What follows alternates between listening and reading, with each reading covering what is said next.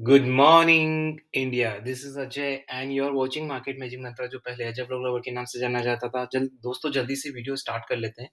तो guys don't get confuse, this is your Ajay blog lover only, सिर्फ channel का नाम चेंज हुआ है। तो आज हम बात करने वाले हैं क्रूड ऑयल के बारे में।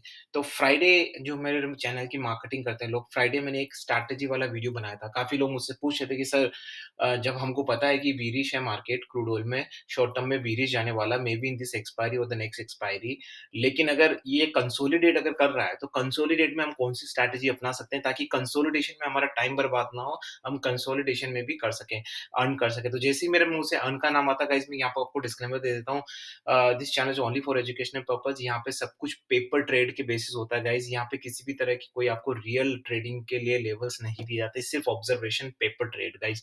I am not certified SEBI advisor, I am not certified any kind of financial advisor. अगर आपको ट्रेड करना तो सर्टिफाइड फाइनेंशियल एडवाइजर कर सकते हैं, अपने आप से ट्रेड करके आपकी प्रॉफिट लॉस की जिससे आपकी जिम्मेदारी है। तो गाइस यहाँ पे बात कर लेते हैं नेचुरल गैस के बारे में। हमने एक पहले क्रूड ऑयल के बारे में बात कर लेते हैं, नेचुरल गैस के लिए अलग से वीडियो बनाएंगे गाइस। तो क्रूड ऑयल पे मैंने एक स्ट्रैटेजी बनाई है, बड़ी जबरदस्त स्ट्रैटेजी बताई है। मैंने आपको बताई थी कल फ्राइडे को। तो मुझे लगता है कि जिन जिन्हें फ्राइडे मेरा सेशन ज्वाइन किया है, जो हमारे ग्रुप है फ्राइडे, हमारे जो चैनल की मार्केटिंग करते हैं जो ग्रुप है, उनको मैंने एक सेशन दिया था स्ट्रैटेजी वाला। तो मुझे लगता है कि उस स्ट्रैटेजी के तहत वो काम कर रहे होंगे।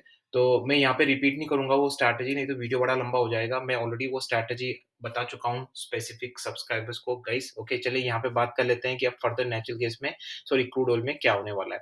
तो देखिए क्रूड ऑयल में यहाँ पे आपको मैं एक बार रिफ्रेश कर देता हूँ, फिर मैं आपको सबसे पहले मैं न्यूज़ भी बता देता हूँ आपको यहाँ पे। अ, कोई न्यूज़ आई तो द बिगेस्ट लूजर्स ऑफ 100, मैं यहाँ पे एक बार आपको डिफरेंट विंडोज़ में खोल के बता देता हूँ। ठीक है ना? India looks to kick start hydrogen production with 2 billions. मैंने आपको पहले भी बोला था, there is no solar wind energy growing faster than LNG over. आप देखिए, मैं पिछले 3-4 महीनों से एक चीज़ बोलता जा रहा हूँ आपको, कोई मार्केट नहीं है क्रूड ऑयल नेचुरल गैस का, है ही नहीं। जो स्मार्ट बंदे हैं उनको समझ आता है, क्यों ये इंडिया जैसी कंट्री जो हाइली पॉपुलेटेड कंट्री है, वो हाइड्रोजन प्रोडक्शन पे जा रही है, मुझे बताइए। क्यों चाइना हाइड्रोजन प्रोडक्शन पे जा रहा है? क्यों दुनिया पूरी हाइड्रोजन प्रोडक्शन पे जा रही है भाई? जब क्रूड ऑयल नेचुरल गैस, सबको पता है crude oil natural gas, these are the limited resources. Okay, we don't have unlimited resources. And on top of that, Russia Ukraine war की वजह से हमको ये जो गल्फ कंट्रीज है उनकी मनमानी झेलनी पड़ रही है। ठीक है ना, गुंडागर्दी झेलनी पड़ रही है। तो वो हो रहा है। ठीक है ना, तो काफी सारी चीजें हो रही, तो लोग समझने लगे कि भाई चलो अब थोड़ा सा आगे बढ़ा जाए, ठीक है ना। ये मैं न्यूज आपको ऑलरेडी कवर कर चुका हूँ मेरे संडे।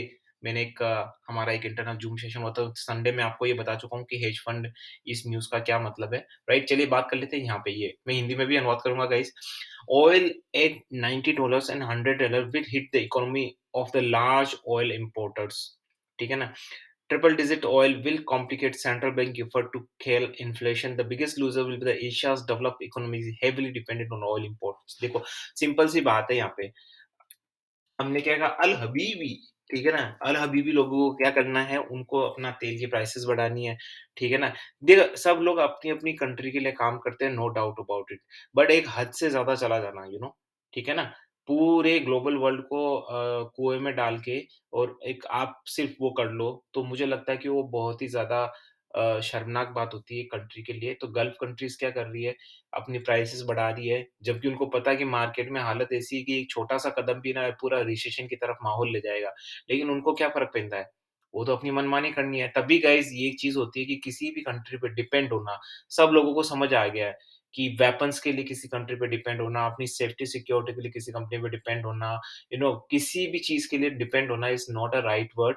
ठीक है? अब देखिए यहाँ पे क्या हो रहा है, अगर जितना ज़्यादा, biggest loser will be Asia's developed economies. यहाँ पे एशियाज़ डेवलप्ड इकोनॉमी कौन-कौन सी है भाई? सबसे पहले नाम आता है चाइना का और फिर आता है इंडिया का। अब इन्होंने सिर्फ़ ये एक स्टेटमेंट दिया है गाइस, चाइना। चाइना का तो ऑलरेडी मैं बता चुका हूँ आपको, फ्राइडे मैंने बताया था, संडे बताया था, पार्टनरशिप सऊदी के साथ। तो उसको तो वैसे भी तेल सस्ता मिलने वाला है, तो बचा इंडिया। तो इंडिया की हालत खराब हो सकती है। ठीक है ना? अब मैं यहाँ पे नीचे पढ़ रहा हूँ। The world's export oil will benefit from surprise. ठीक है, ये तो होगा। be oil in terms of state finance larger will not be equally hit by a higher vol. The United States will see higher gasoline prices, but it will not be the biggest loser, at least the financially, from the OPEC plus cut. In the US, the loser is the Biden administration, which had spent nearly a year trying to देखिए, ये तो एक failure है ही guys, एक बहुत बड़ा failure है कि बाइडेन एडमिनिस्ट्रेशन स्ट्रेट अवे 2 और 3 टाइम्स पहली बार मैंने आपको पहले ही बोला था जब last time OPEC production cut आया था मैंने आपको एक लाइन बोली थी अगर आप मेरे एक्जिस्टिंग सब्सक्राइबर हैं पुराने वीडियोस में तो मैंने क्या बोला था? क्लियर कट बोला था मेरे को सब याद रहता चीज़ गाइस मार्केट में आपको सब याद रखना चाहिए ऊपर-नीचे का। मैंने क्लियर कट बोला था कि अगर वहाँ पे अमेरिका बड़ा एक्शन नहीं लेता जब नो ओपेक ओपेक का हो रहा था, तो अगली बारी फिर करेगा। याद हो तो मैंने बोला था और यही हो रहा है। और बाइडेन एडमिनिस्ट्रेशन बिल्कुल फेल है। उसके पास कोई तरीका नहीं है कुछ करने का अनटिल अनलेस क्योंकि उसने समय रहते क्या किया? अमेरिका ने क्या गलती समय रहते अमेरिका भी किसी एक चीज़ पे डिपेंड हो गया। आज अमेरिका भी रेयर अर्थ मटेरियल के लिए चाइना पे डिपेंड है। तो डिपेंडेंसी है ना अब उसको समझ आ रही है रशिया यूक्रेन की बात के अब खुद अमेरिका है ना अपने यहाँ पे ग्रीन हाइड्रोजन प्लांट बना रहा है। इंडिया के साथ मिलके नहीं बना रहा, खुद बना रहा है। खुद अपने सोलर वाइंड एनर्जी खुद सब कुछ कर रहा है क्योंकि उसे पता चल गया है कि भाई भले ही हम सस्ते चीज़ इम्पोर्ट करने के चक्कर में हम चाइना के साथ करते हैं, लेकिन on a long term perspective वो जो सस्ती चीज़ है, वो बड़ी महँगी होती है। आज देखो चाइना खून के आँसू रुला रहा है अमेरिका को राइट? Dependency, right? बहुत सारी चीज़ें हैं। तो ये गाइज़ यहाँ पे क्लियर कट एक यहाँ पे मुझे वर्डिक्ट नज़र आता है अगर आप मुझसे न्यूज़ से रिलेटेड पूछें तो मुझे यहाँ पे क्लियर कट आ रहा है कि भाई साहब किसी तरह का यहाँ पे कोई भी कोई भी मार्केट नहीं है क्रूड ऑयल का, नो वे। नाउ हमारा जो बिज़नेस, ठीक है ना? हमको तो प्राइस से मतलब है भाई साहब, ठीक है ना? अब यहाँ पे मैं आपको बता देता हूँ, देखो क्या करना है। स्ट्रैटेजी गाइस मैं ऑलरेडी बता चुका हूँ, वापस से रिपीट नहीं करूँगा। जो मेरे चैनल की मार्केटिंग करते हैं, उनको मैं स्ट्रैटेजी ऑलरेडी बता चुका हूँ, मैं यहाँ पे सिर्फ लेवल्स की बात करेंगे। तो देखिए 6615 पे अभी चल रहा है, ठीक है ना? सबसे पहले इंडियन मार्केट के बारे में बात कर लेते हैं। तो आपको तो पता ही है, हम 1 डे टू 1 ईयर का चार्ट देखते हैं। देखो 1 डे तो अभी स्टार्ट ही हुआ है, तो 1 डे का चार्ट देखने का मुझे कोई मतलब नहीं है यहाँ पे। तो अगर आप मुझसे यहाँ से पूछे, तो मुझे लग रहा है कि देखो यहाँ पे बताता हूँ, या तो यहाँ पे अगर आप 1 वीक का चार्ट देखें ना, तो या तो यहाँ पे कंसोलिडेशन ज़ोन है, ध्यान से सुनिएगा दोस्तों, रिपीट नहीं करूँगा वापस से।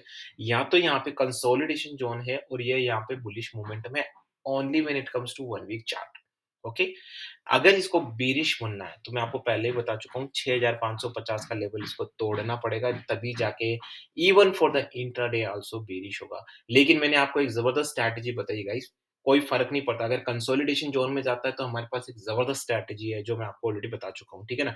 अपसाइड में किसी तरह के अपसाइड लेवल्स में नहीं देखूँगा अनटिल अनलेस 6720 क्रॉस ना कर जाए, वो क्रॉस कर जाता है तो डेफिनिटली फिर मुझे लगता है कि 6850 तो बट उसमें भी हमको ध्यान रखना पड़ेगा क्योंकि देखो गाइस मैं अभी भी अपनी निगाहें सिर्फ़ शॉर्ट टर्म बेयरिश हूँ, तो मुझे लगता है कि जो मई एक्सपायरी है, अगर कोई मई एक्सपायरी में देखे ना, तो मुझे लगता है कि मई एक्सपायरी में तो बहुत अच्छा खासा मिल सकता है क्योंकि मई एक्सपायरी में I am pretty sure according to my analysis guys मैं यहाँ रिपीट करता हूँ, this is just a paper trade, observation कर रहे हैं, रियल टाइम ट्रेडिंग नहीं करनी है, सीखने के हिसाब से बता रहा हूँ गाइस, ओके?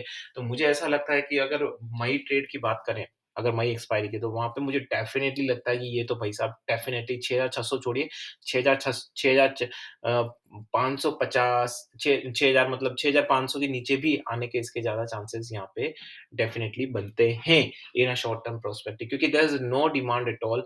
तो मुझे लगता है ये ओपेक का सिर्फ़ उसको जो करना था इस महीने, वो वैसे भी करता है। जैसे भी कोई आता है बीच में कुछ ऊट-पटांग न्यूज़ फैला के, अल हबीबी न्यूज़ फैला न्यूज़ फैला के कुछ न कुछ करते रहते हैं ये अरब कंट्रीज़ राइट। इनका और कोई काम-धंधा तो है ही नहीं।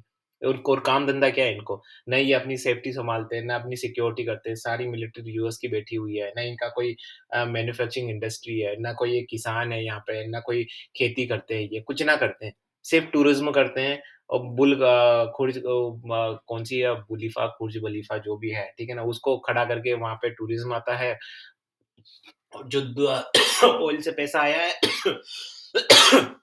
सारी आर्टिफ़िशियल चीज़ें बना के लोग जाते हैं आर्टिफ़िशियल चीज़ें देखने, बस यही धंधा है उनका, ठीक है ना? तो यहाँ पे देखिए फर्दर मैं आपको नीचे के डाउन साइड के लेवल्स बता सकता हूँ, 6550 के नीचे अगर जाता है, तो आपको डेफ़िनेटली 6450 के लेवल्स यहाँ पे आते हुए मिल सकते हैं। अपसाइड में किसी भी तरह के मैं अपना जो पर्सनल ओपिनियन है, मैं किसी भी तरह के अपसाइड में नहीं जाऊँगा।